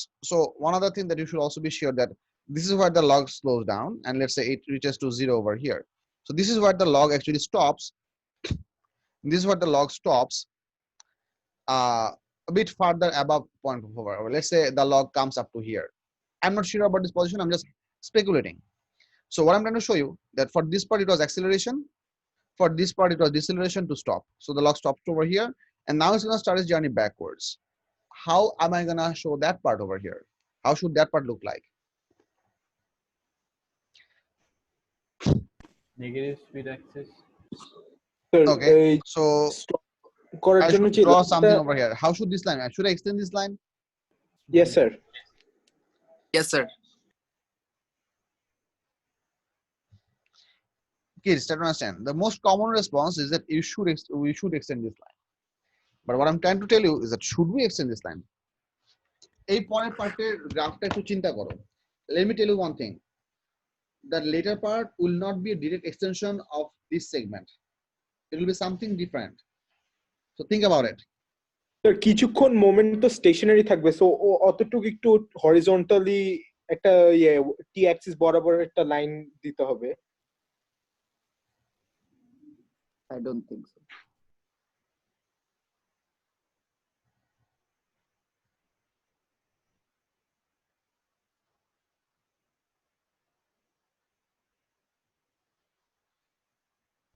Sir, if direction changes, we have to take the negative axis, right, sir?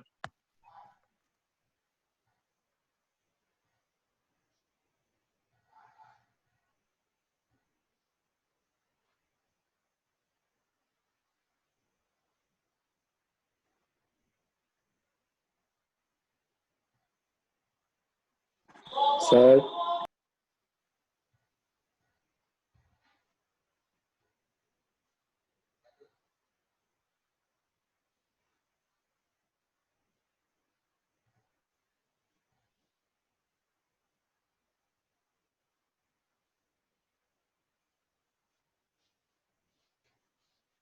Sorry, I had to do something.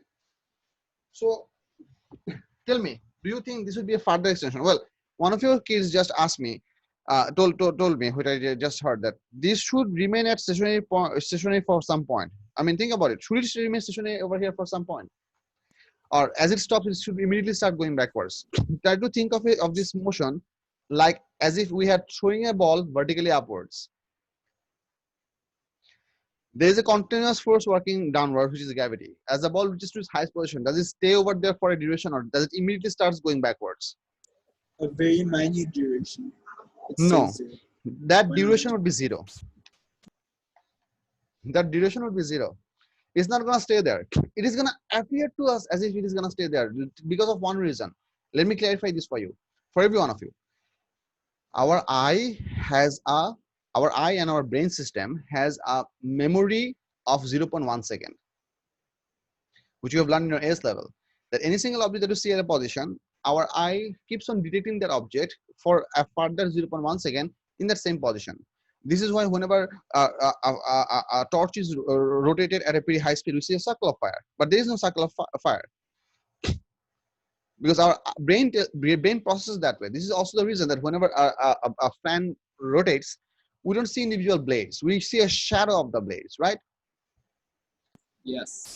This is because our brain registers the blade to be present in this original position for the next 0.1 second.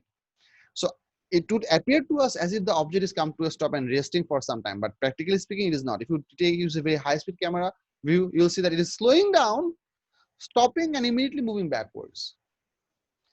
It doesn't actually get stuck at the top position, but for our brain's 0.1 second of reaction time of the data processing in our head, it appears to be so.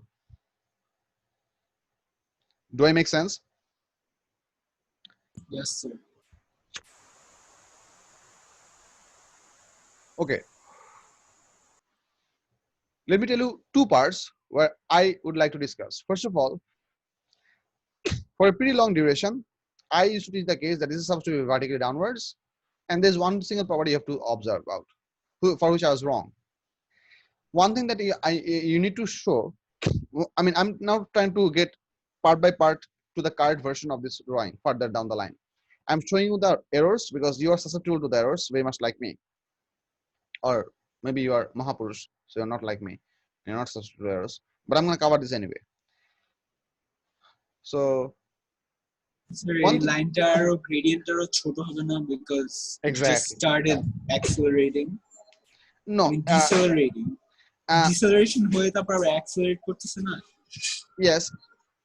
What you said is correct, but the reason that you gave is wrong. I'll come to the reason. Just give me a bit of a time. This further line should start exiting from this cross point. There is not going to be any gap or zero part. But important point, this length of the rise should be exactly equal to this length of the fall. Do you agree on this part? Along the slope. তার মানে এই ট্রায়াঙ্গেলের যে area হবে further যতটুকু আঁকবো ওইটুকুর এরিয়াও কি হইতে হবে সেম হইতে হবে না? Hello, think velocity time graph, area under the velocity time graph is displacement, so positive displacement should be exactly equal to negative displacement, which means the area under this graph should be approximately or visibly equal to that side. That's one point. The second point that I'm trying to tell you, let me draw the log over here and draw the two force situations individually. When the log was going up, this was the tension. Let's say this was the weight component. I'm showing it this by brown and using red as my friction. This is a scenario, right? When the log will decelerate, simply this will vanish. Kids, keep up because I'm changing the figure. So ask me questions immediately if you have something. When the string breaks, this tension is gone. So at that instant of the string getting broken, which means right over here, I might as well draw this figure over here because I don't need that part. So yeah, because I'll need this space. I have this space to draw. So this, as long at the P position, whenever the string breaks, the pull of the tension of the cable that becomes vanished, but you still have the rigidity forces working because the log is still going upwards. That's why it's going to decelerate. Let's just come to stop. And now the log is now starting its journey downwards. I want you, every one of you, to think very carefully how these forces are going to work on the log as it starts to go downwards. Should these forces work in the same direction?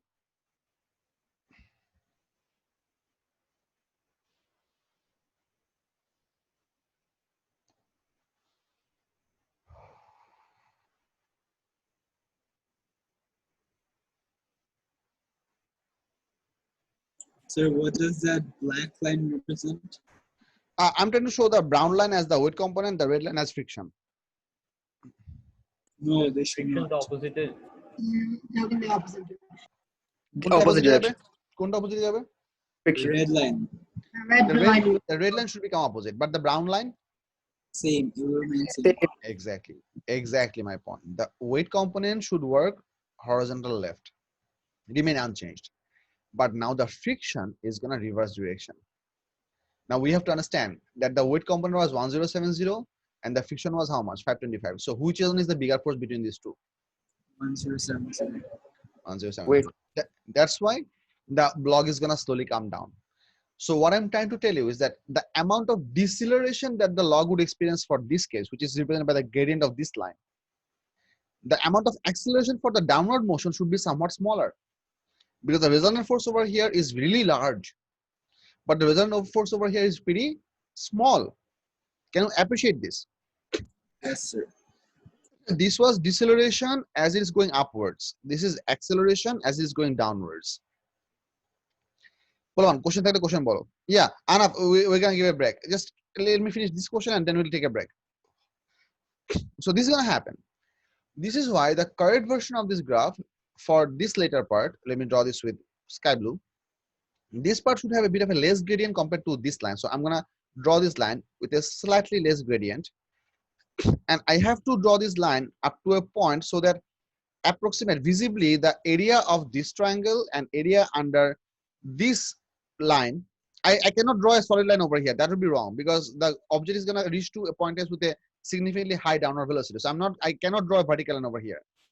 I mean, for drawing the vertical line would not deduct you have your mass deducted for this question, but you should not, because the question didn't ask you that for draw the velocity time graph of the log as it hits the ground. They said as it reaches the point S. So before hitting the ground.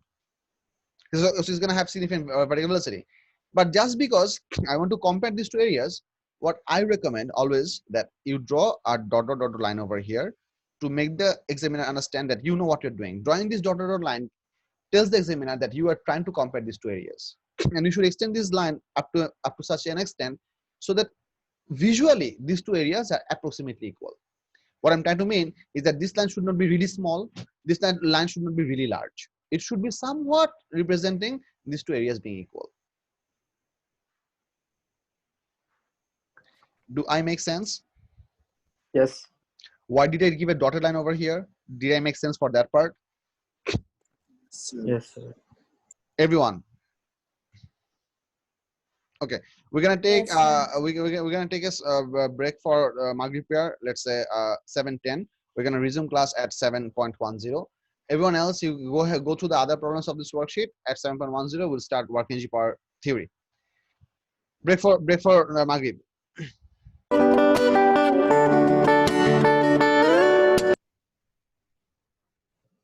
I'm back.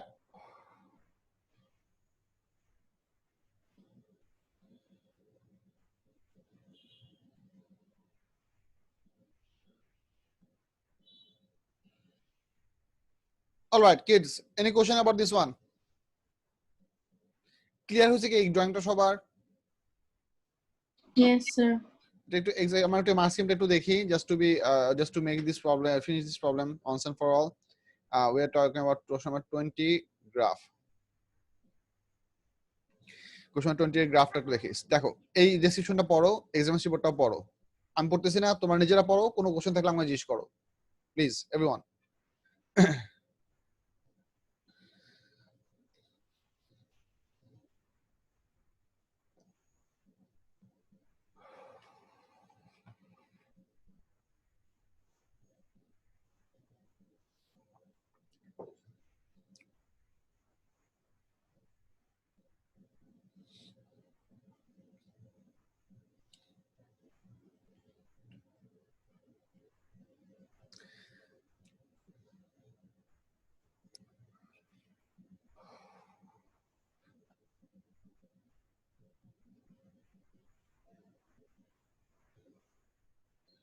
বুঝাচ্ছে?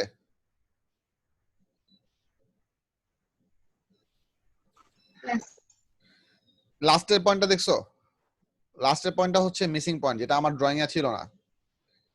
এই this total area is supposed to be nearly equal to this area, which means this magnitude and comparing to this magnitude, this is supposed to be bigger because you want to make this area equal to this one.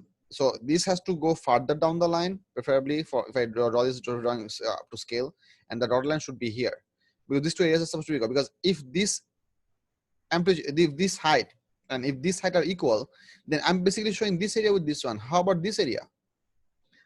I have to have this much area included here as well, which means this lower level should have a bigger y-axis value compared to this higher level over here. That's the last point that the students usually don't understand. Final velocity larger than the final velocity in the first part.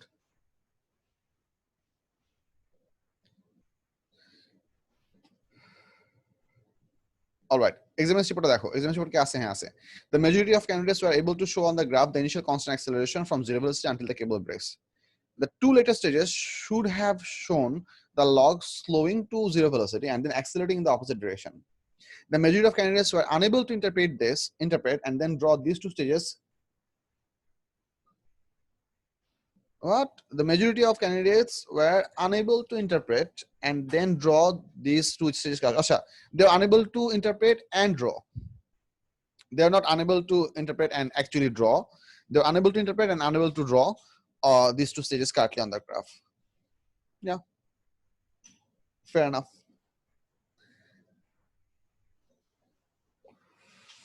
All right. This is the last question I want to discuss from this chapter. So I'm going to get into the discussion for the work energy part. These chapters are officially over. So you kids get on with the worksheet. You finish this up as fast as you can. We'll start our class test pretty soon. I'm working for the procedure. It's going to be a while, definitely, because I'm not very proficient at this online management thing. I've been telling you this for a really long time. Sir আমরা কি physical worksheet গুলা হ্যাঁ, পাবো? Physical worksheet গুলো hopefully within 1 week পেয়ে যাবা। আমার printing করা শেষ, প্রিন্টিং করা শেষ না, আমার লাস্টে কয়টা আমি trying to give you worksheets up to elasticity chapter. একটা বান্ডেলে আপ টু ইলাস্টিসিটি পর্যন্ত দিয়ে দিলে তাহলে আমাদের পরে প্রেসার কম পড়বে। So you might receive a very large bundle. So printing is a bit happening, but it's taking time. That's all I'm saying. আর তোমাদের সবার অনলাইন ফর্ম ফিল আপ করা হয়েছে না? মানে do I have information from all of you? Is there anyone of you who hasn't filled up your information form?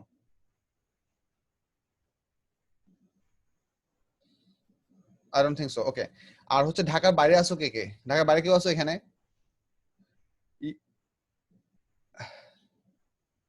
Anyone outside Dhaka?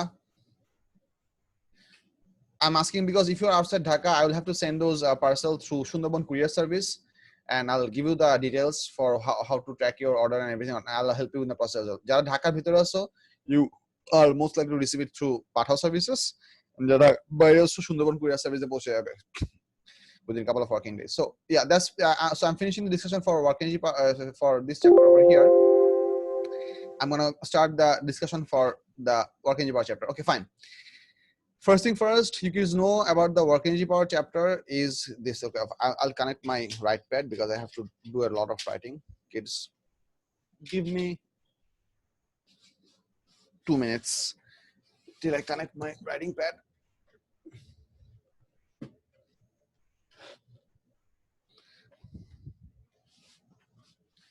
Sir আমাদের ল্যাবে কি হবে, মানে কেমনে?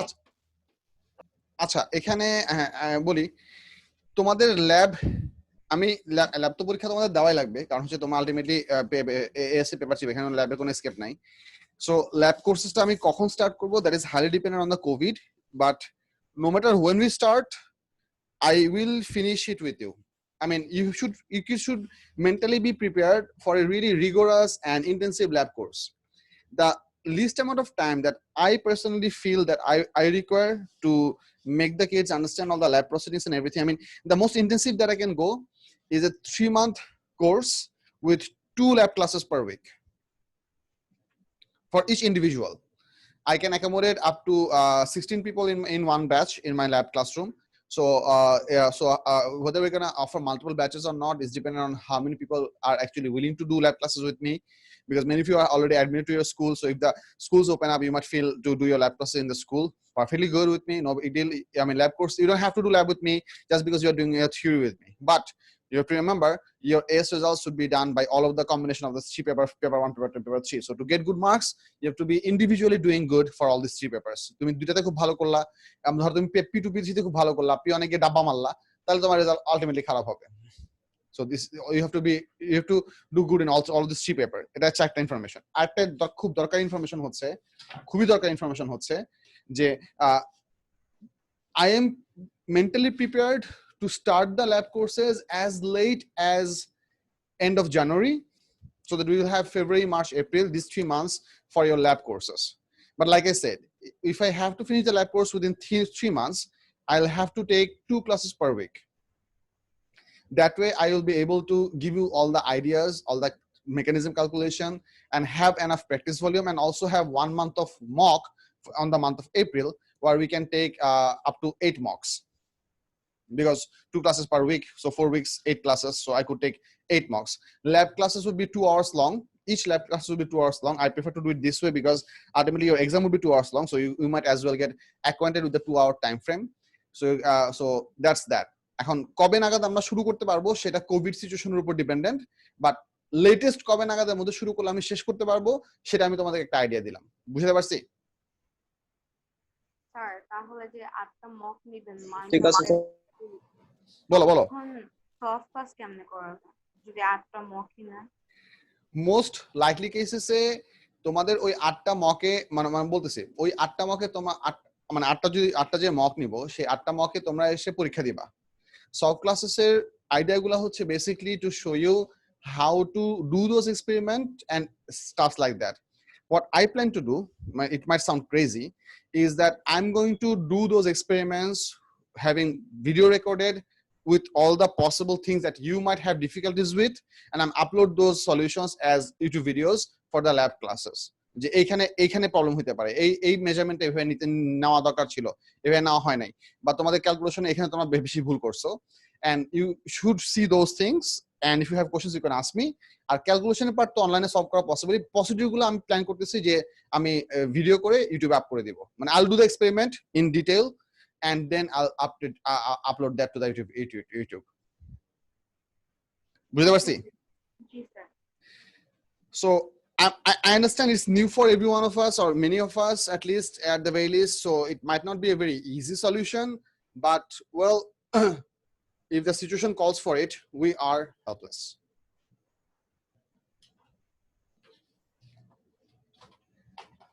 Do it sound crazy?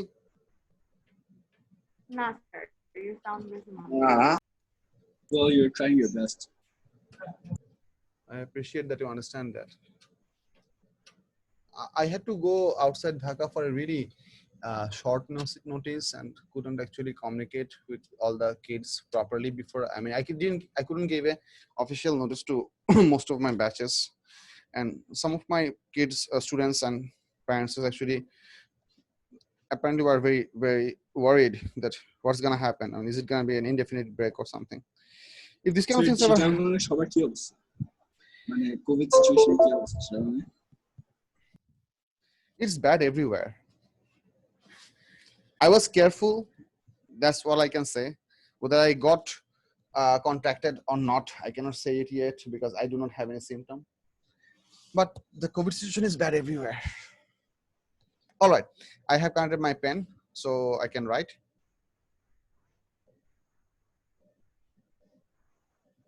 Yes. Let me start from the very beginning. Work energy power chapter basic AK. First, we have to understand what is the definition of work. Work is given by force multiplied by the distance moved in the direction of the force. This is pretty simple. If you have one object over here, if you apply a force in this direction, if the object covers a distance of, let's say, D, reaches up over here, let's say this gap is D, where the application of force direction and the D are in the same direction, the work done is F into D. That's pretty simple. The unit is joule, which is a symbol of capital J. 1 joule equals to 1 Newton meter. You know the stuffs. Just a quick recap, and that's a very basic formula. Other thing that we have to understand that if the two things are not in the same direction, then what could happen? So let me show a possible scenario so that you can visualize. Let's say we have an inclined plane, frictionless for the time being. Let's say we have an object over here that is placed over here in this direction, and let's say we are applying a horizontal force in this on this object. Now I want you to understand this force would be applied continuously on the object in the horizontal direction as the object goes up. Force direction ta a point theke hocche na, force is going to remain horizontal. So if you are trying to think about it, you can think that we are pushing this object by a horizontal rocket propulsion mechanism, maybe. So the force is remaining horizontal, but the slope, there is a slope in this direction. Let's say in this scenario, let's say the angle that this surface makes with the horizontal, absolute horizontal, is, let's say, theta. W goes to mad. Yeah, W goes to mad. Exactly. Yeah. What goes to force into distance covered.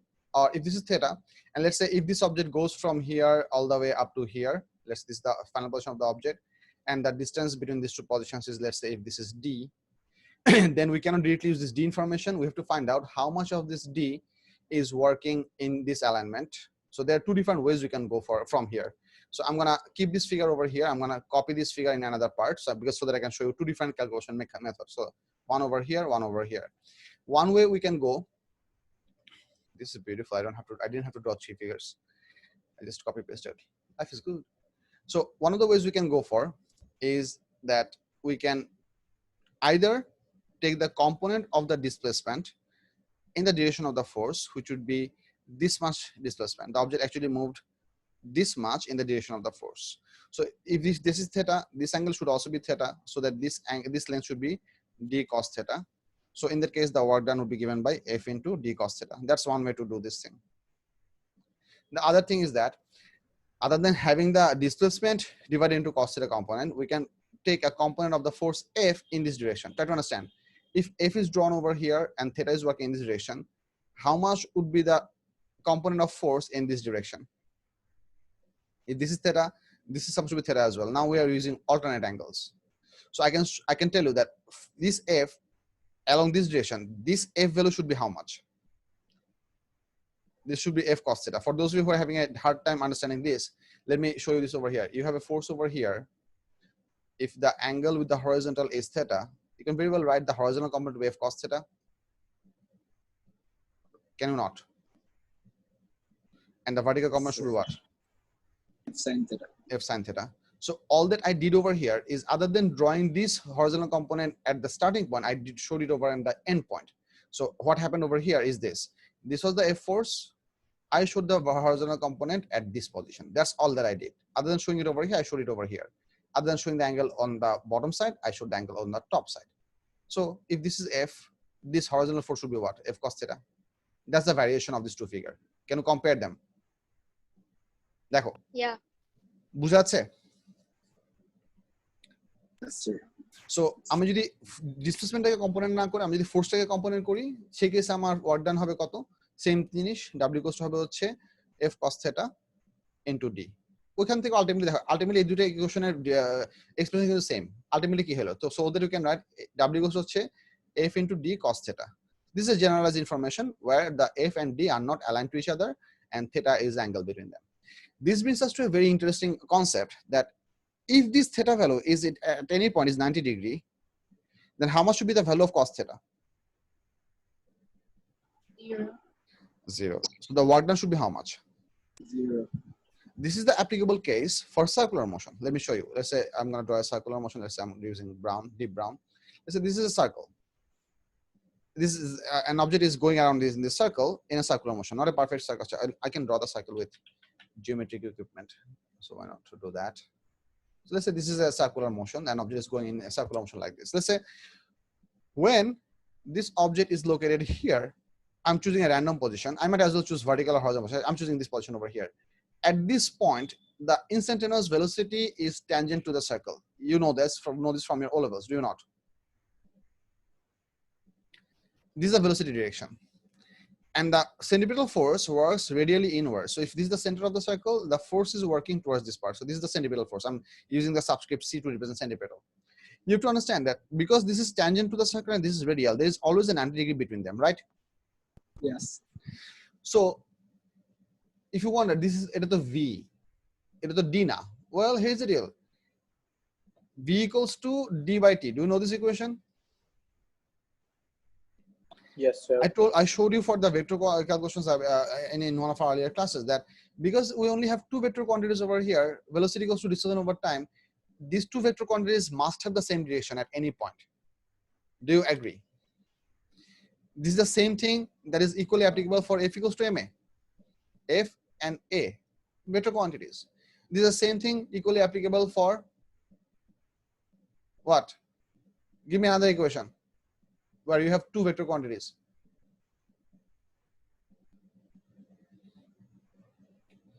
I mean, one vector quantity goes to this into this.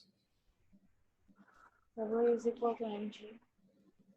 That's basically this equation. Okay, but anything else? Any other exclusive different equation?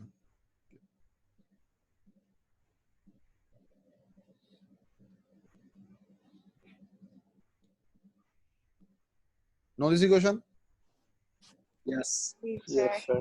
What am I trying to show you? I'm trying to show you that if you have this kind of equation where you have two vector quantities on two opposite side of the equation and you have another scalar quantity as division or multiplication, these two vector quantities will always have the same direction, which is not going to be applicable if you have some other vector quantities as addition or subtraction. For example, if you consider the equation V equals to U plus AT. Here you have two different vector quantities multiplied with each other. So in this case, none of these vector quantities have to be aligned with each other. You can have U working this way, you can have AT working this way. So let's say this is U, this is AT, and the V can be working in this direction. So you do not have any similar direction for the four vectors. They can have individually different directions whatsoever. But if you have equations like these, where one scalar quantity is involved in one other side, whether in multiplication form or in division form, doesn't matter. These two vector quantities must have the same direction. Do I make sense? Yes, sir. ঠিক আছে? তার মানে এখানে যদি আমাদের velocity যদি tangent হয় তার মানে কি আমাদের ডিসপ্লেসমেন্টের ডিরেকশনটাও কি হবে? ট্যানজেন্ট হবে। Which means this FC force is causing the particle to have a displacement that is 90 degrees between us. So if I try to calculate the work done by this force, let's say work done by the centripetal force, that should be equals to FC into D, which is basically cos 90. Because the angle between them is how much? 90. How much do you get? Irrespective of the value of Zero. these two numbers, this should be what? 0. This is why we can say that in any case of circular motion, the total work done by the centripetal force is always 0. Why? Because the angle between the force, centripetal force, and the velocity slash displacement is 90 degree.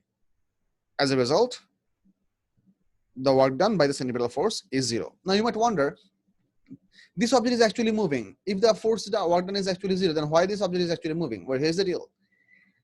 This force is not responsible to change the magnitude of the velocity.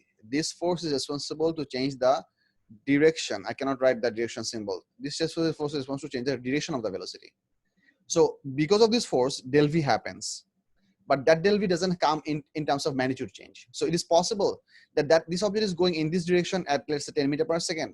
When the object reaches over here, its linear speed means the instantaneous speed in the tangent direction, that might as well be 10 meters per second. But you have to see, here this was going upward left, here it is going in a different direction. You have a change of direction over this duration of force application. এইটুকুতে move করার সময় তার একটা direction change হয়েছে। Direction change হলে আমাদের কি হবে? ডেল ভির ভ্যালু থাকবে। If you wonder how does that work, here is how does that work. Initial velocity this way, final velocity this way. So you can make a vector triangle. Even if these two sides are easily equal, you have a what? You have a isosceles. Isosceles is the one here. You have an isosceles triangle. The third side doesn't have to be 0. Does it have to be 0? বললাম বুঝতেছো কি বলতেছি? Del V equals to হচ্ছে final velocity minus initial velocity, ঠিক না? Yes, যদি sir. এই দুইটা জিনিসের লেংথ এক্স্যাক্টলি সেমও হয়, তাহলে কি এই ডেল ভিটা পারফেক্টলি 0 হইতে বাধ্য? না sir. Because they are going to be calculated by a vector triangle. So you can have at any case, let's say V is working this way and minus U is working this way. So if this is your V direction, this is your minus U direction. If sum this up, you get V minus U. Your del V can, drawing skills. Your del V can pretty well work in this direction. So even if these two line lengths are exactly equal to each other, does the del V have to be 0? It doesn't have to be 0. It would have been 0 if V and minus U work in the exact opposite direction. But that doesn't have to be because they are vector quantities. So even if the magnitudes are equal, change of direction can give us a measurable, quantifiable difference of those two vector quantities. This is very important for you to understand. That's why the direction property plays a very important role. That's why vector quantities are different from scalar quantities. Do I make sense? এই পার্টটা বুঝে গেছে কি সবার? জি sir. Beautiful. So আচ্ছা, তোমাদের class 7:30 পর্যন্তই, এখন 7:33 বাজে। আমি এই পয়েন্ট থেকে নেক্সট ক্লাসে আলাপ করা শুরু করব। আর তারপর আমি রাতে তোমাদের মেসেঞ্জার গ্রুপে আমি ওয়ার্কিং জি পার্ট চ্যাপ্টার ইয়াগুলা প্রিন্টারগুলা উঠাই দিব। ঠিক আছে? ঠিক আছে। বলবান, thank you very much, appreciate your patience, all the best, সুস্থ থেকো সবাই, ভালো থেকো, আল্লাহ হাফেজ। Bye bye sir. Bye by.